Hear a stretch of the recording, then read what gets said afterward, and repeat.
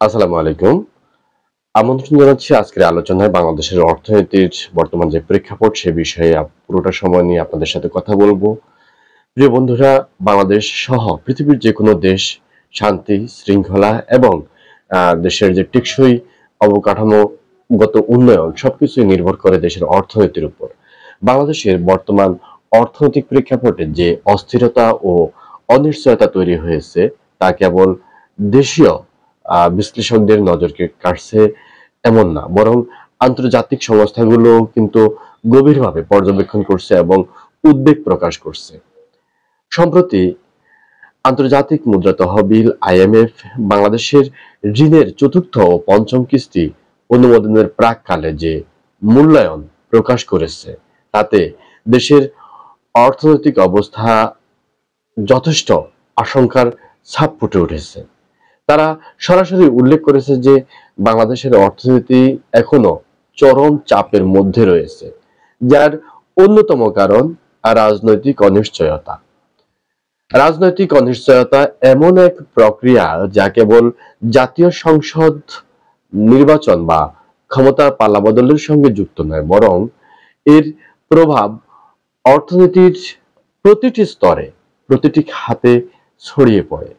যখন রাষ্ট্রীয় সিদ্ধান্ত গ্রহণে অস্বচ্ছতা, দ্বিধা বা বিতর্ক বিরাজ করে, তখন বিনিয়োগকারীরা আস্থা হারায়। দেশে বিদেশে উভয় ক্ষেত্রে বিনিয়োগ স্থবির হয়ে পড়ে। এই বাস্তবতাই তুলে ধরেছেন বিশিষ্ট অর্থনীতিবিদ ডক্টর জাহিদ হোসেন। তার ভাষায়, রাজনৈতিক অনিশ্চয়তা এখনো কাটেনি এবং এর কারণে বিনিয়োগের গতি থেমে আছে। নতুন উদ্যোগ, নতুন কর্মসংস্থান বা বড় প্রকল্পগুলো সামনে এগুচ্ছে না, অথচ একবিংশ শতাব্দীর প্রতিযোগিতামূলক বিশ্বে বিনিয়োগ, উৎপাদন ও রপ্তানি বৃদ্ধিই দেশের প্রবৃদ্ধিকে টেকসই করতে পারে। আইএমএফ এর সাম্প্রতিক পূর্বাভাস অনুসারে চলতি 2024-25 অর্থ বছরে বাংলাদেশের যে জিডিপি প্রবৃদ্ধি দাঁড়াতে পারে মাত্র 3.8%। এটি গত দুই দশকের মধ্যে অন্যতম নিচু প্রবৃদ্ধির হার। পরবর্তী অর্থ বছরে এই হার কিছুটা বাড়লেও তা 5.4%-এর বেশি হবে না বলে আশঙ্কা প্রকাশ হচ্ছে। এর অর্থ হচ্ছে দেশের উৎপাদন, আয়, রপ্তানি ও কর্মসংস্থানের ইতিবাচক গতি নেই, এমনকি মূলধারার অনেক খাতে ধস দেখা যাচ্ছে, যা সামগ্রিকভাবে দেশের অর্থনৈতিক ভিতকে দুর্বল করে ফেলেছে। এই দুর্বলতার আরেকটি বড় কারণ হলো মূল্যস্ফীতি। নিত্য প্রয়োজনীয় পণ্যের দাম গত 2 বছর ধরে লাগামহীনভাবে বেড়েই চলেছে। সাধারণ মানুষ প্রতিদিনের বাজারে গিয়ে বুঝতে পারছে তাদের সীমিত আয়ে আগের মতো জীবন যাপন করা সম্ভব হচ্ছে না। অথচ দেশের আয় একই আছে বা অনেক ক্ষেত্রে কমে গেছে। বিশ্বব্যাংকের তথ্য অনুযায়ী এই পরিস্থিতির ফলে 2025 সালে দেশের জাতীয় দারিদ্র্যের হার দাঁড়াবে 22.9%, যেখানে 2022 সালে তা ছিল 18.7%। এই দারিদ্র্য প্রবৃদ্ধির চিত্র কেবল পরিসংখ্যান নয়, বরং এটি জনজীবনের প্রতিটি কোণায় প্রতিফলিত হচ্ছে। বিশেষ করে দিনমজুর, ক্ষুদ্র ব্যবসায়ী, প্রান্তিক কৃষক, পোশাক খাতের নিম্ন আয়ের যে শ্রমিক, এই সব শ্রেণী সবচেয়ে বেশি ক্ষতিগ্রস্ত। এমনকি পিপিপি ভিত্তিতে দৈনিক আয় $2.15 নিচে থাকা মানুষদের সংখ্যা 30 লাখ ছাড়িয়ে যেতে পারে। এটি জাতির জন্য একটি গভীর উদ্বেগের বার্তা। অতি দরিদ্র জনগোষ্ঠীর সংখ্যা বৃদ্ধির অর্থ হলো সামাজিক নিরাপত্তা, স্বাস্থ্য, শিক্ষা ও কর্মসংস্থানে রাষ্ট্রের দায়বদ্ধতা আরো বাড়বে। কিন্তু রাষ্ট্র রাষ্ট্র কি সে অনুযায়ী প্রস্তুতি নিচ্ছে? অন্যদিকে ব্যাংক খাতে অনিয়ম, দুর্বল প্রশাসন, খেলাপি ঋণের সংখ্যা বেড়ে যাওয়া এবং রাজনৈতিক প্রভাবে ঋণ অনুমোদনের সংস্কৃতি অর্থনীতিকে আরো নাজুক করে তুলছে। আইএমএফ এইসব বিষয়ে বারবার সতর্ক করেছে। তারা ব্যাংক ব্যবস্থার সংস্কার, কর প্রশাসন উন্নয়ন, রাজস্ব আয় বৃদ্ধির পাশাপাশি রিজার্ভ ব্যবস্থাপনা ও ভর্তুকির যৌক্তিকরণের উপর জোর দিয়েছে। তবে বড় প্রশ্ন হলো, এইসব সংস্কার কতটা রাজনৈতিক সদিচ্ছার ভিত্তিতে পরিচালিত হচ্ছে। যদি রাজনৈতিক নেতৃত্বই বিভক্ত থাকে, তবে কোনো সংস্কারই দীর্ঘস্থায়ী ফল আনবে না। এখানে আরেকটি গুরুতর বিষয় হলো, স্বল্পোন্নত দেশ এলডিসি থেকে উত্তরণের পর বাংলাদেশের আন্তর্জাতিক সুবিধা অনেকটাই কমে যাবে। এখন আমরা ইউরোপীয় ইউনিয়ন, যুক্তরাষ্ট্র, জাপান সহ বিভিন্ন দেশের কাছ থেকে শুল্কমুক্ত বা স্বল্প শুল্কে রপ্তানির সুযোগ পাচ্ছি। এই সুবিধা ধীরে ধীরে শেষ হয়ে গেলে বাংলাদেশের রপ্তানি খাত, বিশেষ করে তৈরি পোশাক খাত, বড় বিপদের মুখে পড়বে। অথচ এই খাত দেশের জিডিপি, কর্মসংস্থান এবং বৈদেশিক মুদ্রার প্রধান উৎস।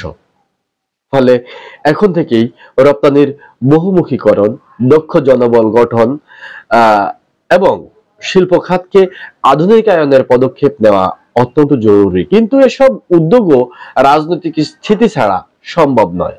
রাজনৈতিক অস্থিরতার ফলে দেশের নীতি নির্ধারণী প্রতিষ্ঠানগুলোতে আস্থার ঘাটতি তৈরি হয়, প্রশাসনের কাজ ব্যাহত হয়, ব্যবসায়ী ও বিনিয়োগকারীরা অপেক্ষাকৃত নিরাপদ দেশগুলোতে ঝুঁকে পড়ে, তরুণ সমাজ হতাশ হয়ে পড়ে, মেধা পাচার বেড়ে যায় এবং সামাজিক বৈষম্য চরমে ওঠে।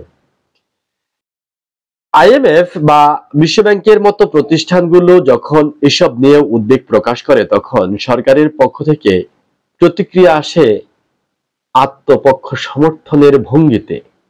কিন্তু বাস্তবতা হলো, এই সংকটের দায় কারো একার নয়, বরং এটি রাজনৈতিক অদূরদর্শিতা এবং পারস্পরিক অবিশ্বাসের ফল।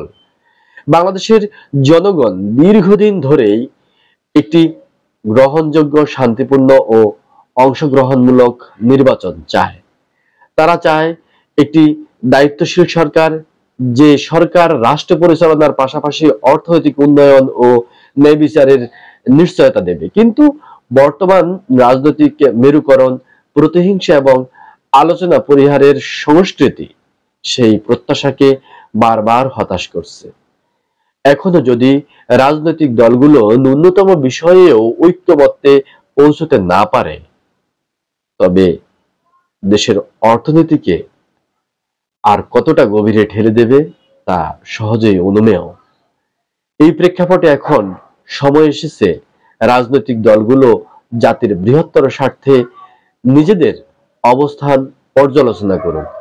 অন্তত নির্বাচন, আইনের শাসন, বিচারিক স্বচ্ছতা, দুর্নীতির বিরুদ্ধে অবস্থান এবং অর্থনৈতিক রূপরেখা নিয়ে একটি সম্মত ফ্রেমওয়ার্ক তৈরি করা হোক।